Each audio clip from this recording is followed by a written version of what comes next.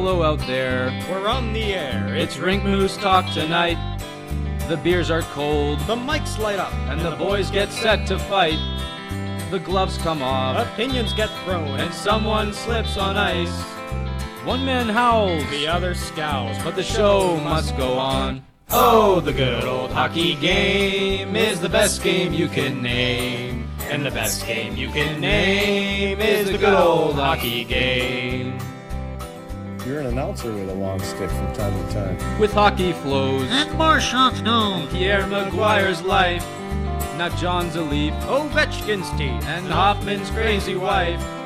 When Carey slumps and Bergevin stomps, Duran's not LaFontaine. Jokes aside, it's podcast time, and Rink Moose is the name. Oh, the good old hockey game is the best game you can. Hello, everybody, and welcome to Rink Moose. For those of you who don't know, the Rink Moose Hockey Podcast is a weekly episodic podcast where two good friends... What are you doing? Come on, settle down. I'm just going to keep on rolling here. It's a weekly episodic podcast where two good friends get together and talk all things hockey, NHL, and their implications in the fantasy realm. I'm one of your hosts, Nick Costu, along with this annoying piece of shit... Kyle Nice. How are you doing, Kyle? Hello, hockey fans from Canada, United States, and Hong Kong. We just got our first viewers from... Is it our first viewers from Asia in general? Or is it just I believe China? so. Oh, that's cool, man. Yeah. Like I was telling Nick, you gotta think, what are people possibly finding interesting about us over in Hong Kong? It's crazy. No fucking clue. Oh boy. But we'll take it. We'll take their viewership happily. We will. We welcome you guys. Do you know any Chinese language, Nick? Absolutely not. Do you? I know you do. I think I know a couple words, but I forget them. And I don't think they're appropriate. Okay. Fair enough. Do you know any Russian, Nick? Shout out to the Russian viewers. I'm in the same boat as you. I know a few, but they would be inappropriate for this broadcast, so we're just going to keep it at that. Okay, well, I guess we'll kick things off. We had some excellent goals, a dueling goal of the year debate between Rasmus Ristolainen and Matthew Duchene. So the Risto one was Buffalo versus San Jose. We got the big man, Risto, flying down the left wing, and he puts it through his legs, and then he just tucks it over and puts it top shelf on Martin Jones. And then the Duchene one was just a simple backhand right out of the air from the right circle, Nick. Like, not even in close. Like, the guy batted it from the right circle. That's what was crazy to me, and it went, like, straight in the net. It was crazy. Personally, I like the Risto one better because, big man, lots of speed, soft hands, deft finish. And the guy he was going up against was Burns.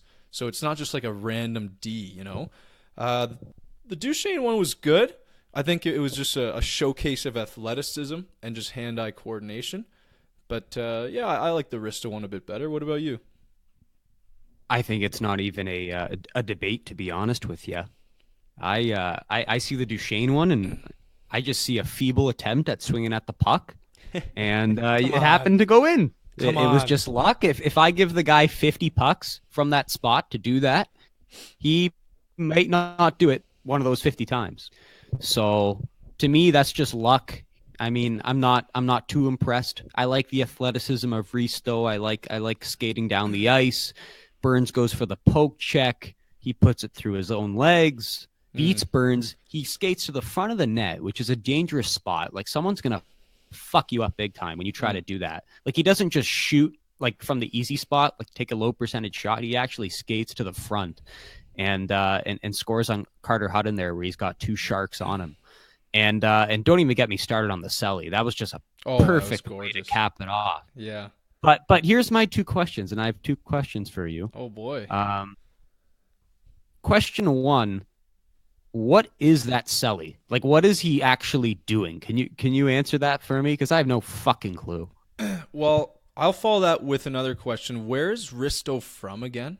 Like, what country? Is it? It's not Sweden, is it? I don't think so. I want to say maybe Finland. All I know Yep, is finish. okay. Yeah, there you go. All I know is when Risto scores, which isn't too often, but when he does, he's always got something funny in store for us with the celly. But I don't know what that is. Honestly, like, is that a pre-planned thing, or did he just do whatever came to his mind? I'd like to believe, Nick, that just whatever came over his mind in that moment is what he did, and that's what we saw, and that's kind of weird, but I love it. It's pretty funny. Well, and that leads to my second question. To me, it's a 0-0 game. It's not even like the third period or overtime. To be honest, I kind of have a problem with that, Sully. I know it's a beautiful goal, but like it's not like you just won a playoff series or you just scored the game winner. Like your team's up 1-0. The game's far from over, and you're celebrating like it's fucking you just won the cup in house league. You know? You sound like Don Cherry here. Well, I'm just saying I wasn't a fan. In fact, if I'm Burns there and I see him doing that shit, I might smack him on the back of the head as he's doing it. Well, two Like things. I have a problem with that. I know I just got my ankles broken, but like it's still like there's no place for that. Two things here. First one, considering I'm going to give Risto a pass on this one, considering how many times the Buffalo Sabres have won in a row. So that's probably just him, fired up as all hell for the team. Hey boys, we're on track to do it again. Second, who actually respects San Jose anymore? We know Nazem Kadri doesn't respect San Jose after what he did to Joe Thornton and Pete DeBoer's comments. Why should Risto respect them either? Did you see those comments that he made? I hope when you're 38 and you have reconstructed knees that the young players treat you with the same respect. That's just you gotta back up your players. I mean, if you want to if you want to stay as the coach of your respective team, then you gotta fucking pop all your players as much as you possibly can. So yeah. I don't mind that at all. I mean, put yourself in his shoes. You'd probably be doing the same thing. Oh, I don't mind what he said. It's just that I think maybe they made just a little bit too much of a big deal about it when what did he do? Rip out the guy's beard back in the guy's a Hall of Famer. I mean, he's he's a legend. He's a legend. Well, there you go. But then if you go back to last game, not the game last night, but I think they were giving Kadri way too much attention. But last night, everything kind of died down. So I think that storyline is now to bed, which is good. But I just want to quickly touch on something, Nick, about your favorite guy, Mr. Pierre. Mm-hmm. So honestly, I haven't been minding what he's been saying lately in terms of content, but there's still something that really stands out and really bugs me. And I know this is totally true. Does Pierre McGuire get surprised by anything, Nick? Like the biggest storylines in the NHL. He goes, well, I'm not surprised. Buffalo's in first place. Pierre, are you surprised? Well, I said at the beginning of the year that they would be amazing, so I'm not surprised. Pierre, did you know LA would be in last place? Well, I said at the beginning of the year that they're too slow for this league, so I'm not surprised. Skinner's leading the league in goals. Pierre, are you surprised? Jeff Skinner's a great player. I'm not that surprised. Marner's point totals, Pierre. He's a future Hall of Famer, gentlemen. I'm not surprised. Shut the fuck. He's not surprised by anything. He says that he calls all this shit at the beginning of the year, and I want audio proof for most of those things. That just bugs me so much when there's a big storyline and Pierre just scoffs and goes, oh, well, if you looked at my analysis, then you would have seen this coming as well. Well, I don't know. At least half of those I can tell you as someone who listens to the guy every day. He was pretty on point about Buffalo and LA. Can't really talk about his opinion on Marner. I feel like no one saw him being projected for 100 points. No, but I digress.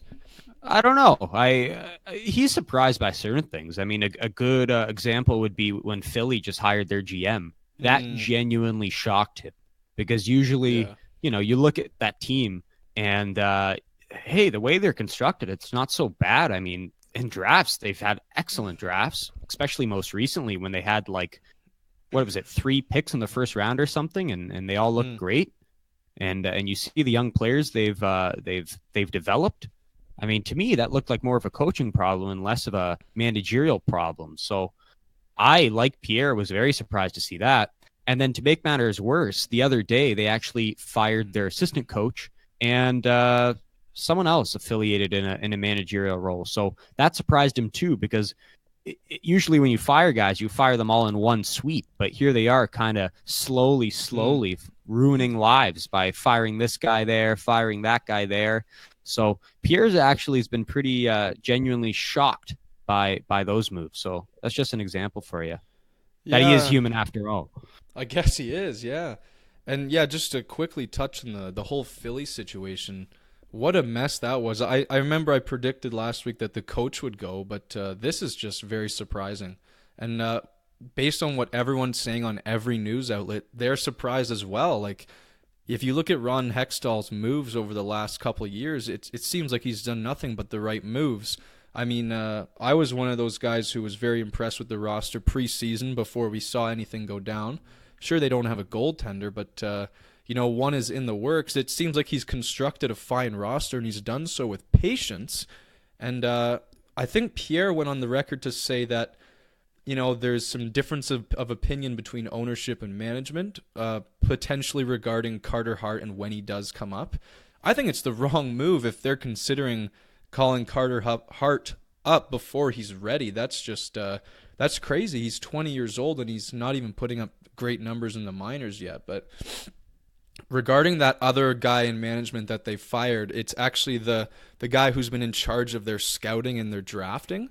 So that guy, everyone has known to be a very, very successful and adept scout for them. So I don't know what the hell is going on and what this difference of opinion that Pierre is talking about is regarding, but it looks like things might be starting to change quickly in Philly, especially after that awful Ottawa loss where they were up like 3-0 or 3-1 and they got caught and beat.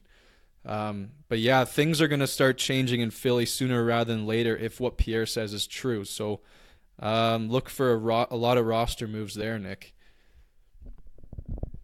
Yeah, we'll see. I mean, yeah, you're right. That loss against Ottawa was pretty demoralizing. Oh, you're up 3-1 in the third, and things go to shit.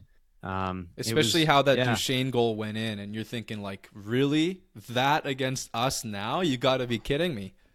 On home ice, too. So those fans, they're not going home happy. And those are some really passionate fans in Philadelphia, one of the great sports cities in North America. So I feel for those fans, and it must be tough having to digest the fact that your team may very well be on its way to a rebuild here. Oof. When things were looking on the up and up. Yeah. So it's pretty dramatic if you ask me. Yeah, and speaking of roster moves, there was a big trade in the NHL. I guess you can call it a big trade, I guess. And it was between Chicago and Arizona. Those two seem to be dance partners quite often, actually. So we have Dylan Strome, brother of Ryan and former third overall pick in 2015. Dylan Strome and Brendan Perlini to Chicago for Nick Schmaltz, who's not a bad player, but I just want to break this down. I'm going to say it. I don't like this trade from the Arizona perspective. I think they gave up on a guy a little too quickly. I mean, Dylan Strome, he's ripped up junior with and without McDavid. He ripped up the AHL, and I think he's going to find his way in the NHL. I think they just might need to give him a little bit more time. He's been quoted saying he doesn't have a lot of foot speed, and we know in the NHL that's becoming more and more important, but he just needs more time to adapt. And I kid you not, I swear Patty Kane is going to turn this guy's career around real quick in Chicago. If there's any guy that can do it in a hurry, I think it's Kane. I think if those two find any sort of chemistry, Arizona's looking pretty darn bad in this trade. Yeah, and you look at the lines right away. I mean, there's that other guy, Perlini. He's nothing to scoff at either. That guy was a first-round pick, so he's playing with Taves on the first line, and then you got Stromey, the pizza man, on the second line. That's right. So the pizza man. Yeah. So I mean, we'll see what happens here. I mean, I haven't been watching their games since the trade, but you figure anyone who plays with Patty Kane has got a fair shot at thriving to some extent. And I see he's on the second PP, so it's not like he's just getting thrown out there for regular minutes. So, I mean, why not? You get two pieces for one. I know Schmaltz. He had shown some skill in his tenure, his short tenure in Chicago. But the reality is, like I just said, anyone who plays with Kane is going to get a fair shot of racking up points, and that's exactly what happened with Schmaltz. So you assume the same will go for Strome, and you get Perlini. So you get 2 first-round picks for the price of 1. And to me, I mean, it's 3 guys who I feel like the peak hasn't really been achieved yet. You don't really know what they are just yet. So why not roll the dice, take the 2 pieces for 1, and run with them? So I got to applaud Chicago on this one. Yeah, and we should mention Schmaltz had a pretty good year last year. He had 52 points in about 78 games. So yeah, as a young player, that's very, very impressive. But he was playing with Kane, I think, for the most part of that. I see Schmaltz's ceiling to be a lot lower than Strome. Like if Strome even works out as a little bit as much as they thought, he could be, 65 around there. So if that works out, then that's great for Chicago. But yeah, definitely not a bad roll of the dice on this trade. I think that was definitely a solid move for them. Yeah. To me, it looks like you're taking advantage of kind of stubborn management in Arizona. I could see them sitting there watching these games with their arms crossed, going, "This guy's a piece of shit. We could have had Mitch Marner." Yeah. And now we're pissed about it, so we're just gonna get rid of the guy. That's stupid thinking, if you ask me. That's just letting your emotions, come into the fray and forcing you to make a bad deal. So that's where I predict this going, and if I'm wrong, so be it. But like I said, I like this for Chicago. Pretty strong about that. Pretty sour over there in Arizona, and I don't think Galchenyuk has looked too good over there, has he?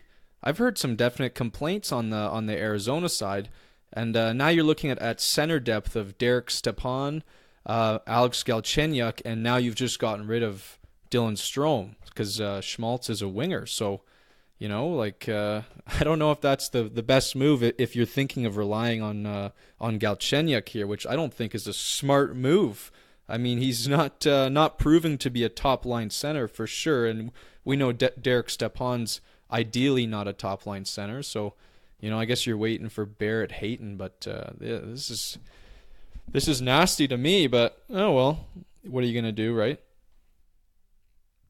Yeah, I don't know. To me, Arizona looks like a team that they were kind of a surprise at the start of the season. At least, analytically, I saw they were after the first month, they were in the top 2 or 3 teams in goals against average. And I was like, this has my attention. And then since then, I think you've kind of seen what you expected them to be. I mean, that hasn't held up. And you're seeing, obviously the lack of scoring. The goaltending seemingly can't stay healthy. You got Ronta getting injured, then you got Kemper getting injured, then you get Ronta getting injured again. They're playing with some rookie right now, some schlub in goal. So yeah, I mean, can't look too good for the foreseeable future, if you ask me. Yeah. So us as the media, Nick, who are Toronto-based, we have a responsibility to give an update on the Nylander situation as well as give our opinions. So I'll do that right now. And this will be the last time. Well, the last time we give like an update like this, because again, the deadline is Saturday for something to happen. So I'm going to give you a few quotes here, Nick, and then we're going to chat about it. These are pretty darn interesting quotes, and it kind of pushes the needle on where we have been. So to start with, Pierre Lebrun of TSN, quote, "Toronto has circled back to some teams suggesting they put their best foot forward on trade offers." Mike Babcock, quote, "Kyle and I talk every day, so I'm up to date on what's going on. We think Willie is going to be here for a long time. We think he's going to be a career Leaf. That's what we think." Matthews, quote, "We obviously want him here and hope he is here as soon as possible, but the clock is kind of ticking. But we really hope to have him here because he's a big part of the team." So those three things come together, and then we have Elliot Friedman stirring the pot a little bit more on the game the other night. He says, even if he signs, and this is just Elliot Friedman's opinion, even if he signs, he doesn't think he'll be with the Leafs long term, regardless of what happens in the contract. He thinks a trade could still happen at the deadline or in the off season.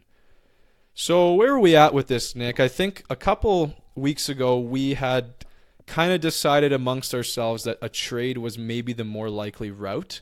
Is that, in my mind, I think it's becoming a little bit less likely that a trade surfaces now, just because it feels like so much like crunch time, and it's either let's sign a bridge or a deal that's in favor of the Leafs or in favor of Willie. So where are we at with this? And do you put any stock into what Friedman says when he says that Nylander's not going to be here long term, regardless of what Mike Babcock said?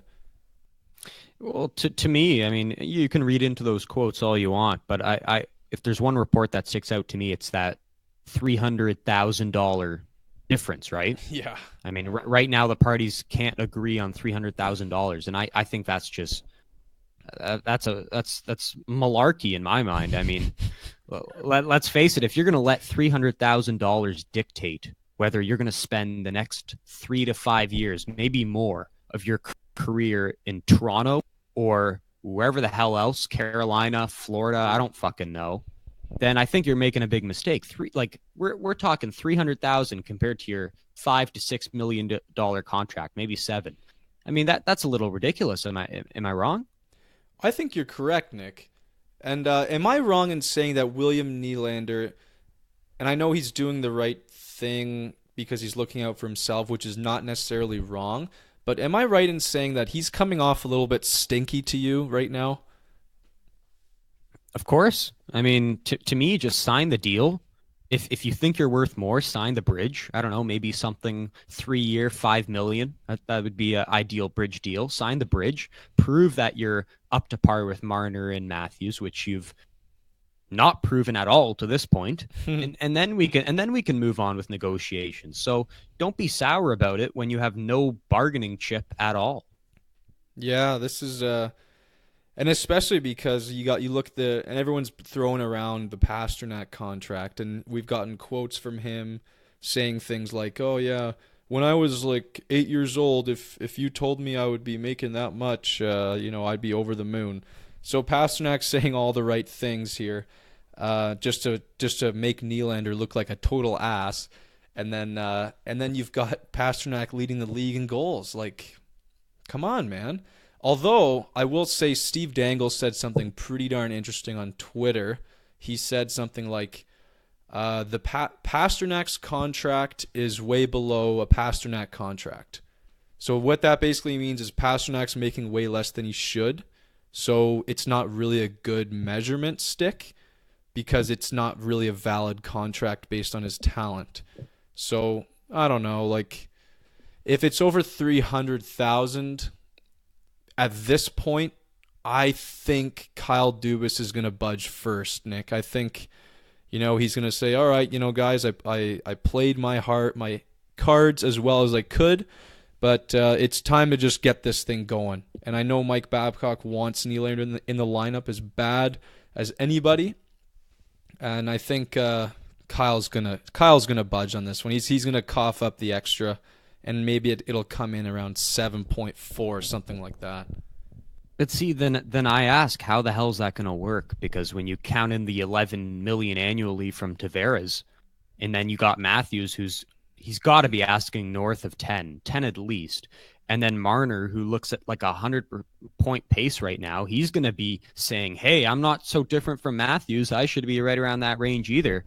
You're not going to be able to afford all that. One of the best analogies I heard was Gord Miller. He compared it to a slice of pizza. Yeah. And he says, let's say Dylan Strome delivered a pizza to our house tonight, right? and it's you, me, and Andrew are there eating pizza. Yeah. And you're feeling pretty hungry, so you take 4 slices, okay? And Andrew, he's feeling really hungry as usual, and he takes 7 slices. Asshole.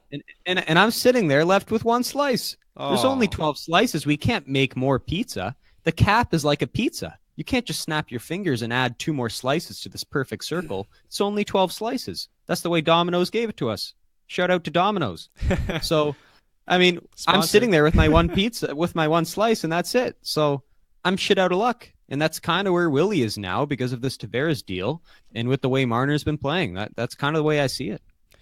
Kyle Dubas said when he signed Tavares that we can and we will make this work.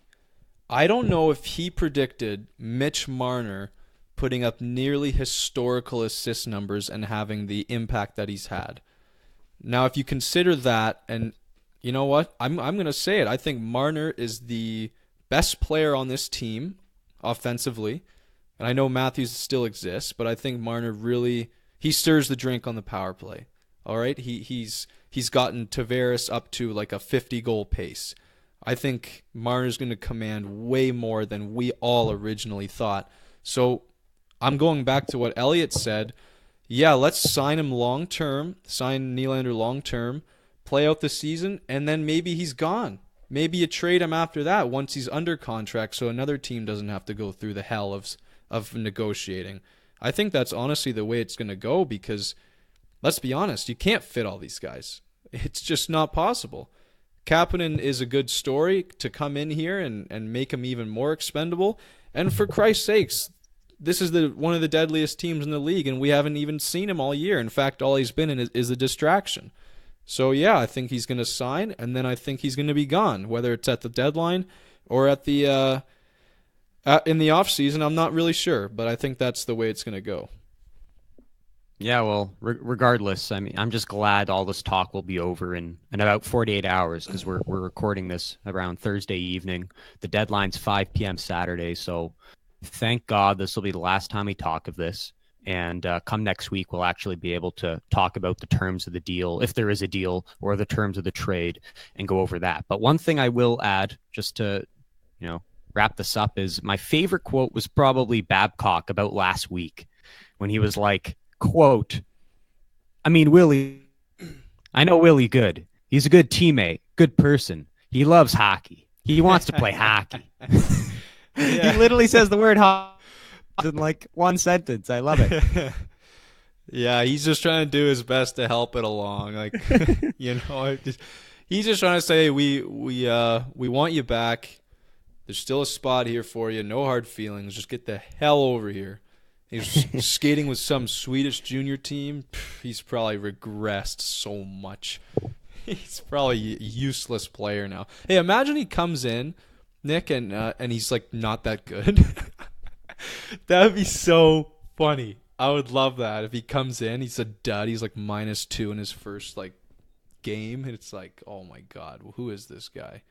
Well, I mean, when you're not on the first power play, the peak is only so high. So it'll be interesting to see where he slots in and how he produces. That's for sure. Yeah. Yeah, and I don't want to get into it, but like, yeah, how do you pay a guy who's on your second power play all that money? But whatever. We'll have to move on because we are going to be getting some huge news on Saturday regardless, and we'll definitely dive into that next week as well. But yeah, in terms of other news this week in the NHL, Nick, we had some 2 very large returns from injury from Austin Matthews and Shea Weber. And actually later tonight it's Jonathan Quick. So I'll let you say a quick word on Quick at the end of this little segment here. But I want to start off with the Shea Weber return. And I want to tell you a quick story which I think you're going to really enjoy. Interesting. So, obviously, Montreal is a favorite team of mine, and I've been really hyped up to see Shea Weber's return for a long time now because I always said, we don't really know who the Montreal Canadiens truly are this season until we see this guy and what his impact is on the blue line. So for the first time in maybe my entire life, I watched this game, Carolina versus Montreal on Tuesday, with an absolute defensive perspective in mind. And this is something I've never done. I've never really paid attention to coverages down low and where the defense is positioned, Nick. It was a really interesting thing to do because it literally gave me an entirely new perspective on the game. So what I saw there was Montreal played just so solid defensively.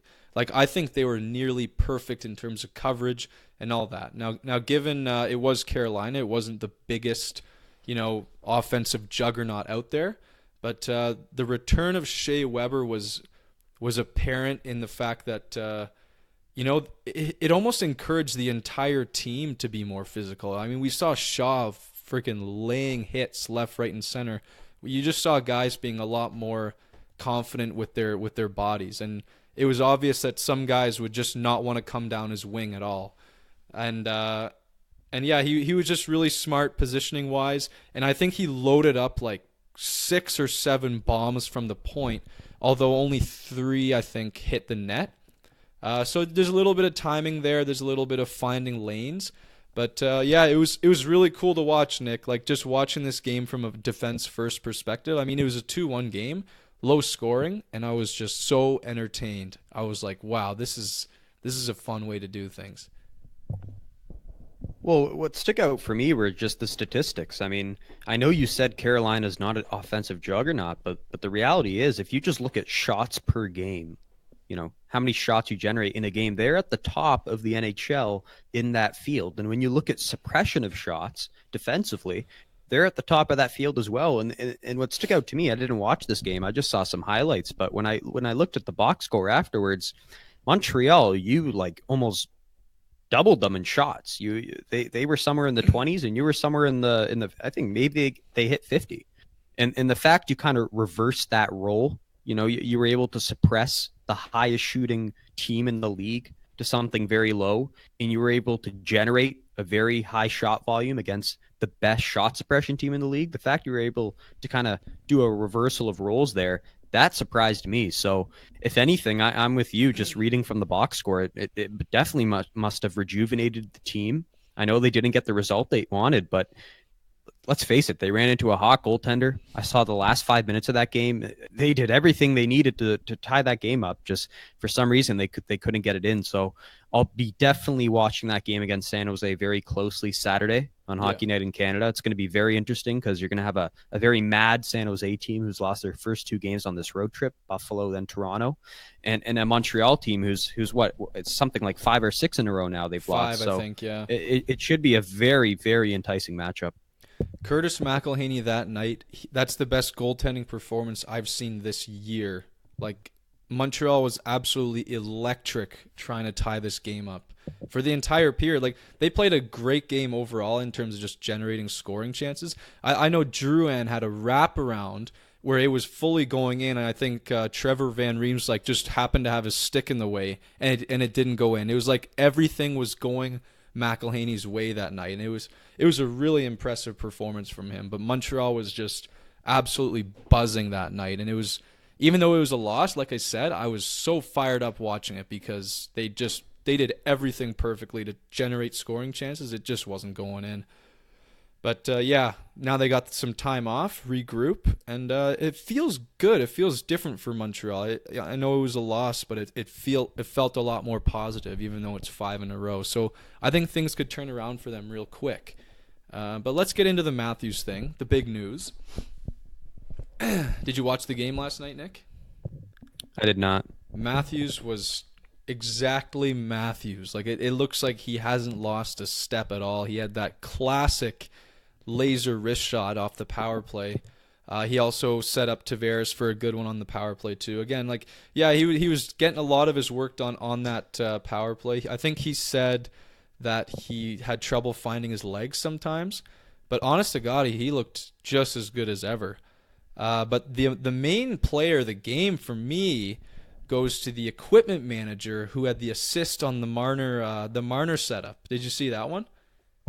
I did see that in the highlights. That was really something, and especially to see Marner actually acknowledge him and point to him right after he made that play. That was something really special. You certainly don't see that every day. Yeah, I mean, it all happened so fast. I have no idea how he found the right stick and then got it to the front of the thing right on time. and then the camera goes back to the guy, and he's just sitting there like stone faced, like doesn't even care.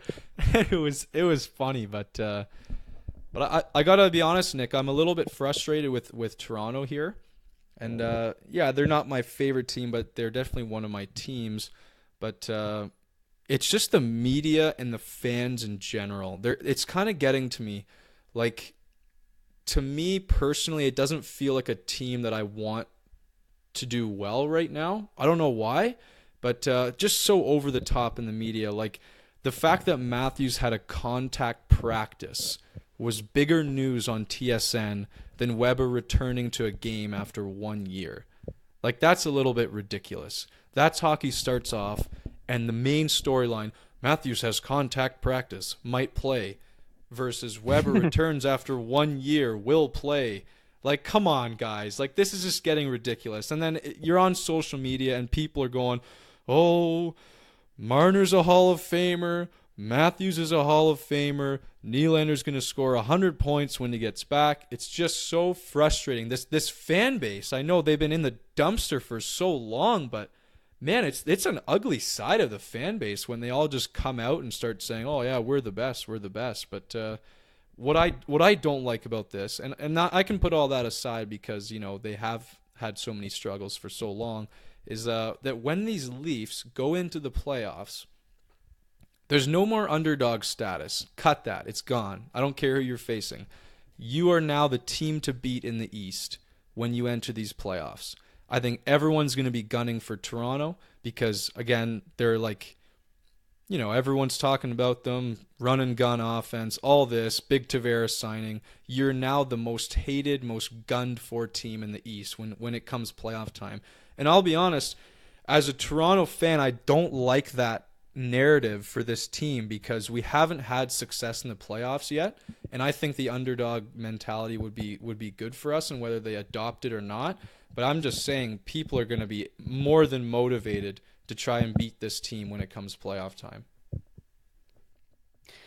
Yeah, I mean, naturally, when you look at it, I don't think it's as lovable a storyline as the Sens from 2 years ago, or the Hamburglar year, or the Oilers when they made the playoffs a couple years ago. They had the great series against San Jose.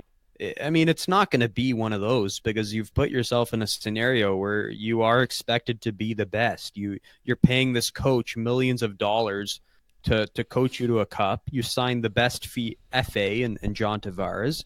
You got these young emerging stars. You're certainly right. I mean, the underdog status is not there, and you just kind of got to accept the fact that, you know, you got a very good team, but you know, you're making some enemies by making all these acquisitions, and everyone's expecting you to play well. So I agree with you. It's not the most lovable way to win, but as a Leafs fan from day one of my life, I mean, I'll still take a winning team regardless, just because, you know, we've been in a dump for so long here. So yeah, I'd like it another way, but you know, it is still a quality team, and it's still a team I think can go all the way. So we'll see. One thing I will say though about last night was I was pleased in Matthews' game. I mean, you see the shots, you see, like on the second goal, you see a shot over Aaron Dell. You see the first goal where him and Marner are working with Tavares and just setting him up beautifully, making the Sharks top PP look foolish. Yeah. And it was the complete package. He was skating very well. He was forcing turnovers. He was doing it all. And it was just a very strong sight and on a very impressive San Jose team too. I was actually very surprised just the number of scoring chances they were giving up, because that's not the kind of team I know them to be.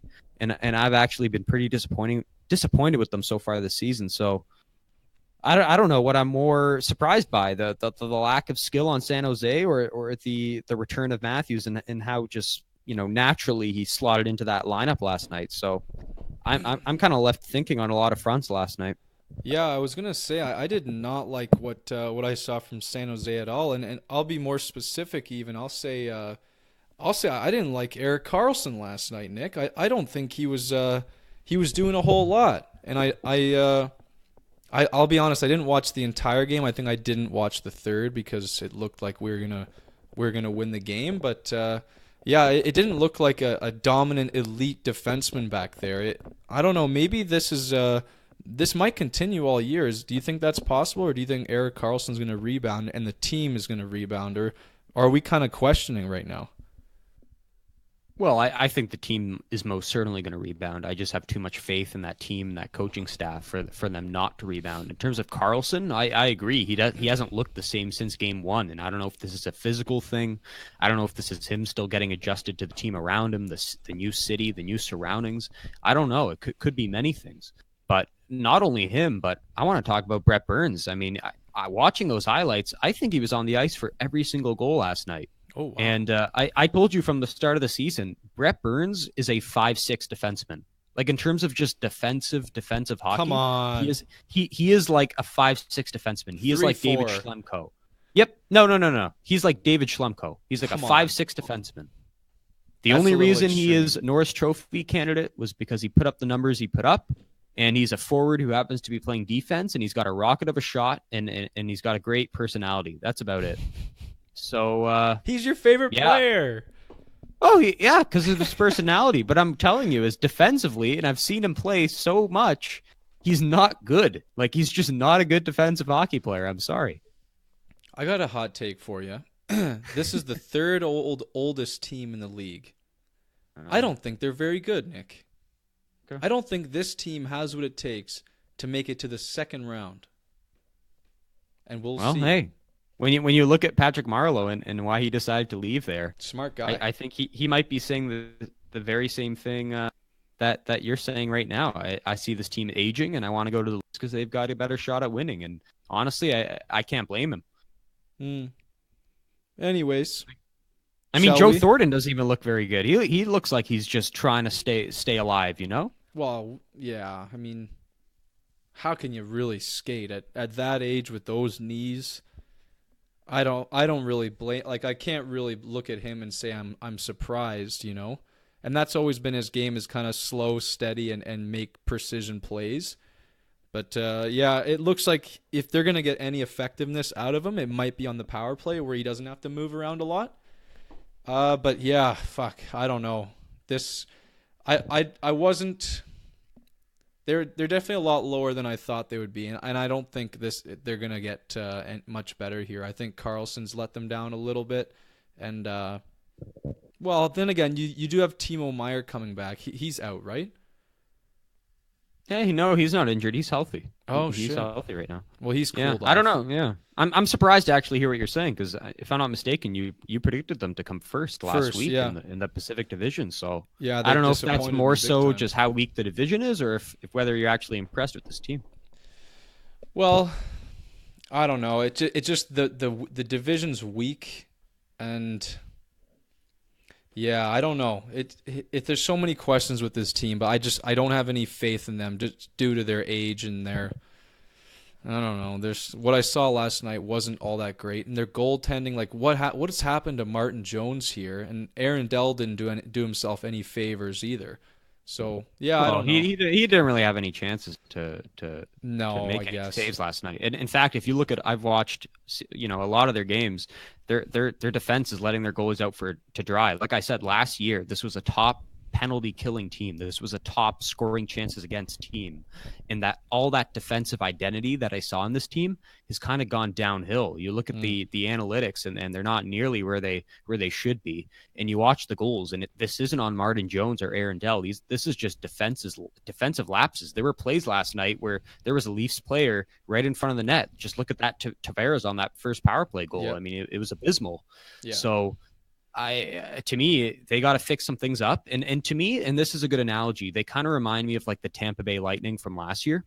They're kind of like right now, oh, we're hot shit. We got all these players and we're just kind of going to outscore teams. That's how we're going to play. You know, we're not going to hunker down defensively. But then like halfway through the year, come January, they get their act together. They wake up and they start playing, full offensive and defensive hockey. So that's where I see the season trending for the San Jose Sharks. Did you see that when they tried to ask Karlsson about his return to Ottawa, he just walked right out, didn't say anything, really? just walked away. Wow. Must be Must be some emotions going on there, but yeah, we'll see. That's going to be a real one to watch for sure. Is that tomorrow? Is that Friday? That'll be the Sunday afternoon matinee in Ottawa. Okay, So, gotcha. I had thoughts about going to that game, but Oh, that'd be a good one. unfortunately, exams. Yeah. Oh well, we'll move on to our next segment here, the Dawg House, Nick.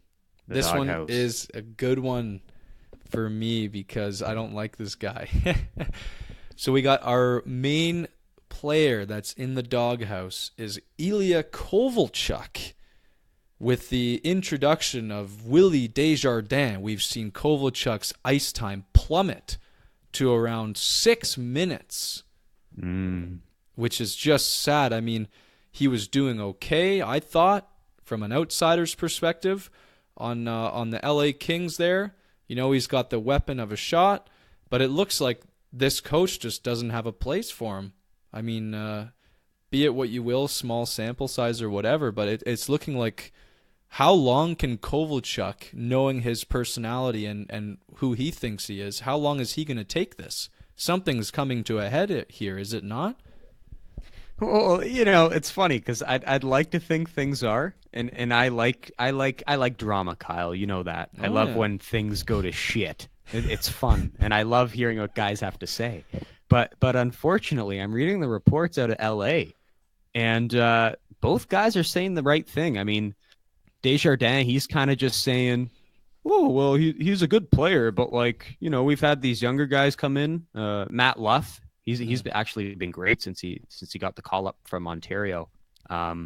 We've got these young guys in. They're just playing harder. They're skating faster. I kind of like what I'm seeing from the first, the second, and the third line, and we kind of don't have a place for him at the moment." So that's what Desjardins saying. It's not like he's ripping apart the guy, saying I need to see more from him. No. But then when you look at Kovalchuk, he's saying all the right things too. He's just saying, you know what? We've been winning of late. They've won 2 in a row on this Western road trip of theirs, I think 3 in a row total. And he's kind of just saying, yeah, well, the team's winning. So if I score 0 goals the rest of the season and we go on to win a lot of games and make the playoffs, then so be it. So it's kind of awkward because no guy's really mouthing off and making a statement. They're kind of just, sticking with the trend here and being pretty tight-lipped about it. So I'm kind of surprised both guys have handled how they've handled it. Mm-hmm. But in terms of his decision to actually be benching him, I agree. I mean, the reality is he's slow. To me, I wish I could have scouted him more in the KHL before this. I just looked at the numbers. I saw the shots. I saw the points. I was like, well, his numbers can't regress too much. It's not like the KHL is like the OHL. This is presumably the second hardest league in the world. And yet he looks god-awful. I mean, he's not skating. He's got the shot. But, I mean, how often are you going to be in a position to actually snipe when, A, you're not skating, and B, you're not being trusted on the top power play unit? He's not even on the top power play unit, Kyle. He's on the second PP on the fourth line. That is a message sent. 7 to 10 minutes a night. It's ridiculous. Wow. And I mean it's pretty sad. What are they paying him right now? Like, isn't it like $6 million? Yeah, it's quite a bit. 5 to 6 million over 3 years, I think. Ilya Kovalchuk is the next Jan Kovar. He is gone.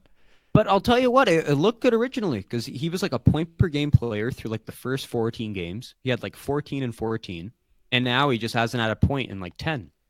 And the most disturbing thing was LA on the broadcast. They put their leading scores. It's like, here are the leading scores for the LA Kings. I kid you not. And this was like the other night. It was like Kovalchuk, leading scorer at 15 points. Kopitar, 14. No. Doughty, 14. It was just pathetic. Wow. 15, 14, and 14 are your 3 best scores. Is that and right? We're like 20. Yeah, that little. Wow. Jesus Christ. And Marner's got 32 assists. I know. Jesus Christ. Oh my God. That's bad. This team. But they're winning of late. Are you still watching these games? I don't take back what I said last week, but they're winning, Kyle. Wow. Well, come on. That's not going to continue, Nick. We'll see. You don't want them to win. Just take the loss here. You got to take this draft. No, I know. I'm still watching their games. I'm still staying up watching their games. But wow, that's crazy. No, they've won a couple here. They've won 3 of 4, I think, and there's some confidence there. And Velarde should be coming back very soon. He was just sent down to the Ontario Reign, Yeah. the AHL affiliate, so he's going to be playing 3 games there. And then apparently it's going to be decided after that whether or not he's going to be going to the World Junior Camp or joining the Kings. So I think, in fact, I think that's something to read into. I think if he goes to the World Junior Camp, that's kind of management saying, hey, we're done. tanking here. Yeah. We want Jack Hughes. Whereas if he ends up going to the Kings, then I think that's more like, oh, we have belief here. Wow. And I think it's going to be, I think after this weekend, that's you're going to know where the Kings are trending, because they're playing Edmonton tonight, they're playing Calgary tomorrow. Those are big divisional games. If you win both those games and you sweep the Canadian Western road trip, then you're right back in it, and then you can slot Velarde in and you're back to, as if it's game 1 of the season. But Wow. if things don't go so well and you want to send Velarde to the Team Canada camp, then I think that might be a good indication that the season's over in South California. Well, I hope they send Velarde back, because I like to see him on Canada. But I hope so too. we'll see. So another honorable mention, Dawg House members. So these guys are definitely lower names, but we should mention them anyways. Scott Darling just got placed on waivers. I'm not sure if he's going to get picked up, but I could see it. Cal Pickard from Philly, he's been placed on waivers, and I think he actually may have gotten claimed, but I'm not 100% sure. And Carl Alsner was placed on waivers, and he made it through, and he's playing in the AHL currently with Laval. And Carl Alsner, what a story, man. Like, the poor guy, he's got nothing but hate from this Montreal crowd and media and all that, saying, oh, Carl Alsner is the epitome of the last decade's NHL. He's too slow. He's not meant for this game. He's such a nice guy, Nick, and I feel bad because he's like everyone's punching bag in Montreal. And whenever someone says, "Oh, Bergevin made a bad move," everyone always brings up Alsner. But all this guy's done is play his game. I mean, the poor guy. He didn't do anything wrong here, and from what I've heard, he's gone down to the AHL. And he's accepted his assignment with pride, and he says, listen, I just want to play the game of hockey, and I think he had a goal last night, and he was the first star. So good for him, but whether he makes it back up or he's traded, I'm not sure. Yeah, I break down these 3 and I go, okay, Pickard, decent goalie, decent track record. Maybe the fact he was getting lit up was more of an indication of Philly and their defense than the actual player. Clearly, led the Marlies to a Calder Cup last year as a backup. So, I mean, I could see him getting claimed. He's cheap. Darling, on the other end, he's kind of like, if there's a next Jake Allen, like Jake Allen's the bottom of the pit of NHL goalies, but if there's like a second bottom of the pit, it's Scott Darling. Like, in terms of just a goalie who visibly looks like he doesn't belong there, like a guy who looks like he should be in beer league, that's Scott Darling. Wow. And and he's getting paid a hell of a lot of money. I think over $1 million every year. Right. Was signed to be the starter there. Clearly, that was a wrong move by Ronnie Francis when he was the GM back then. Yeah. So I can't see him getting claimed. I guess he's just going to be in the AHL moving forward now. And as far as Alsner goes, this is just a guy who it's kind of shitty, because it looks like that Darling deal where you sign a guy to a lot of money. This was their big acquisition last summer, but the summer before that. But this was Bergevin's big acquisition, trying to get some defensive gritty guy there to join Weber. Yeah. And the foot speed, it just hasn't been there. He hasn't been able to keep up with the NHL, with today's NHL, and it's kind of not worked out really well for him. So hopefully he gets it together. But to me, Carl Alsner is what Carl Alsner is, and if I'm Montreal, I think you may have to trade him for a team that maybe values that more. Maybe a team that would value a guy, heavier guy who can play defensive minutes, a team that actually values that more than the Canadians right now. Because, think of Colorado and Ian Cole. Ian Cole, he's not the fastest skater, but he slots in really well there because you got your fast guys like Girard and Barry, right? Yeah. So if you can find another dancing partner who kind of has a similar situation where they got a lot of young puck moving defensemen and you need a bit of grit, heavy hockey on the back end, maybe you take Alsner. Yeah, and I think even if Montreal eats a good portion of that salary, they might still do that because everybody wins, right? He's not playing on their roster, and if someone else can get good use out of him for a better deal than what his contract is, I think Montreal would be willing to eat a little bit of that money. So, yeah, I wouldn't be surprised if he moves. I just don't know exactly where he would go. But on to the next and last segment here, Nick. The Cole Harbour Classic. So the other night we had a Pittsburgh, Colorado game, which was just absolutely electric from the beginning. It was intense and actually it had a playoff feel. Now, with the big storyline here was the old McKinnon versus Crosby thing with the Nova Scotia connection, and we saw Colorado get up to a quick 3-goal lead, and then we had Crosby getting goals number 1, 2, 3 on the night to tie it up. It was just a valiant effort. And then, of course, we saw Colorado just take over the game from there. And, man, like they just keep going. This line, this top line, I don't think it can be stopped by anybody. And it's so, I'll make a hot take here, Nick. This is what I gathered. This is the thought that was running through my head when I watched this game. In the Western Conference, the Colorado Avalanche may not be the best team in the West, but they will be the most feared playoff matchup because of what this line can do, and just coaches struggling to come up with a way to stop them. I think nobody wants to play this team in the West. Well, I'll tell you one thing, and I thought this was pretty funny. I didn't watch the game. I saw the highlights. I saw the whole competition between the two Cole Harbour boys, which was fun to watch. But on the radio this morning, Pierre said, quote, "This would be an awesome Stanley Cup final." Oh, yeah. And I just laughed because a month ago, when he was out there doing Colorado and Tampa, he said, quote, "This would be an awesome Stanley Cup final." So it's like every time he's out in Colorado, he's getting so impressed by this team. They knock his socks off. And he's like, "Oh, well, whoever they played, that's just the Stanley Cup final." So yeah, it was kind of funny to read that. I can't see Pittsburgh being in the final, but I certainly liked his prediction of Tampa, Colorado. I think that would be great. Mm-hmm. But yeah, I mean, Colorado, I mean, they looked great as always. That first line keeps doing what they're doing.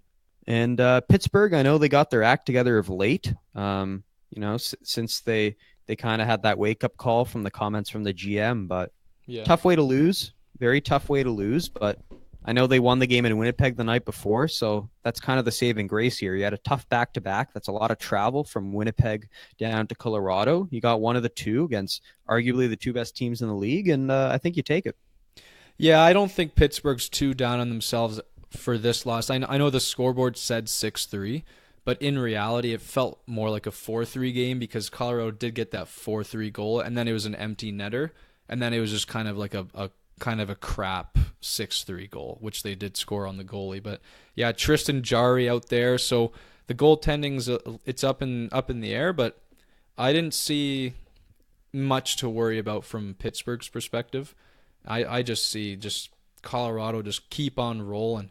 And I want to throw one more wrench into the discussion here, Nick, because when you look at this roster with a little bit of term on it, we look at this roster and we ask ourselves, what's missing here? And we often say secondary scoring from a forward perspective. Now, Tyson Barrie's contract is up in 2020, so not this year, but the next year. With guys like Cale Makar and Sam Girard stepping up and showing that they can be those offensive dynamos, do they have space for a Tyson Barrie? And I mean, this guy could fetch you a pretty penny over on the trade deadline here. And if they can get some good secondary scoring forwards for a Tyson Barrie who's maybe going to become obsolete once he, asks for a money that you don't want to pay, would you see a team like Colorado trading a Tyson Barrie, make room for Girard and Makar? I mean, it's an interesting thought experiment, just looking at their depth on defense, especially when you just think of the mold of that player, a puck-moving speedster, But I don't know. I see him as being a staple of that team. You look at the history of the Avalanche, the past, 5 years, and you think Tyson Barrie on that back end. That's the name that comes to your mind So if I'm them, I don't know. He's kind of a staple, and that's why you'd want to keep the guy. But at the same time, you think of Rantanen. He's an upcoming RFA. If he keeps putting up the numbers he's putting up, he's going to want a lot of money. You could be in a situation where it is like very much like the Leafs salary cap purgatory, where you're paying all these guys all this money and you got no room for him. And Barry, he's putting up another good year this year. It's only going to work towards a big contract. He's getting towards that age where he kind of wants to cash in and have the biggest contract of his career. So I think there is merit to that point, definitely. And especially if Makar is all that people are saying he's going to be. So I would monitor that situation. I don't think it's a bad thought to have. I do think, like I said, there's merit to that, but we'll see. Because at the same time, he is Tyson Barrie. He is he's been there since day one of his career. So lots of factors there to think about. Yeah, you bring up a good point with the Rantanen contract. I can't imagine the headache that's going to cause. But I mean, if you just look at it, Sam Girard has done nothing but earn a solid place on this roster. If you got Cale Makar coming up, and you can't really think long term that Makar, Girard, and Barrie can all coexist while all looking to get some offensive minutes. I mean, I don't see that working out with those three guys. And that to me just says, you're going to have Makar on a team-friendly contract. You're going to have Girard on a relatively team-friendly contract going forward. And you got to sign Rantanen. It just seems like a no-brainer at this point based on how people would fit in where. Yeah, like I said, lots of factors to consider. Lots of guys emerging past what you thought they'd be. Kind of like what Marner's doing in Toronto. And if you're the GM there, you got to monitor that stuff and think about how you're going to make this all fit, and maybe study what Dubas has been doing and learn from that, depending on how he figures the situation in Toronto goes. So maybe watch to see what other teams are doing, monitor what they do, and follow from there. So we'll see what happens here. Yeah, so big news coming this weekend, guys, and that'll be us wrapping up this show for today. We hope you guys enjoyed it, and we're very excited for the weekend and what the Leaf Land has to show for us, and we'll definitely be breaking it down next week. And yeah, on to December, and I hope you guys have a great day. Rink Moose signing off.